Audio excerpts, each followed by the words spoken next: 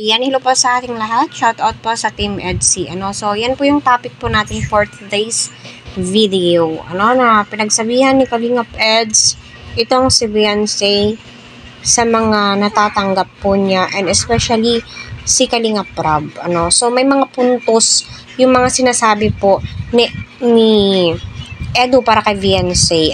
Para din po yan sa iyo, Beyonce, at alam kong malawak ang iyong kaisipan at huwag mong masamain kung ano yung mga advices para sa iyo, kasi yung kinabukasan mo, yung tinitignan po nila dito, kaya nga tinutulungan ka ni Edu, at alam kong na-appreciate ni Beyonce yung mga binibigay ng mga sponsor po niya, kagaya ng kanyang tatay.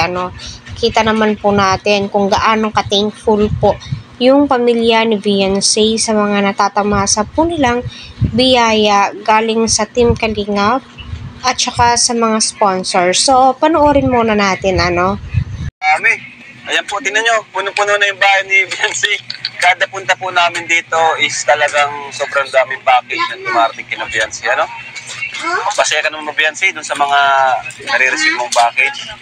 Kasi yun nga, sabi din na ito kanina, nabanggit niya rin na kahit maraming dumarating, dapat yung pagtanggap mo, yung pag-appreciate mo sa bagay is dapat hindi magbago. Ganun pa rin kung paano ka nagsimula sa Kalingap, nung simula nung makita ka namin, di ba? So, sana, at alam naman namin na iba ka, hindi kayo ganun, At pati yung ibang mga Kalingap Angels, di rin naman ganun. So, ayun nga po, napakadaming nga pong dalang kagamitan sila Kalingap Rab. Galing po yan sa mga butiking sponsors ni Beyonce. So, ayun na nga po, yes. I-appreciate po, Beyonce, kung ano yung tulong na ipinagkakaloob ng mga sponsors mo sa'yo. Diba, ika nga ni Kalingap Rab. At naway, wag kang magbago, Beyonce.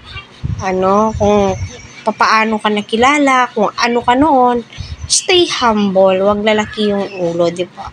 Wala naman pong masama, at yung atin lang po dito ay matiyak na insured, at kita naman po natin kung gaano ka-thankful itong si Beyonce, di ba?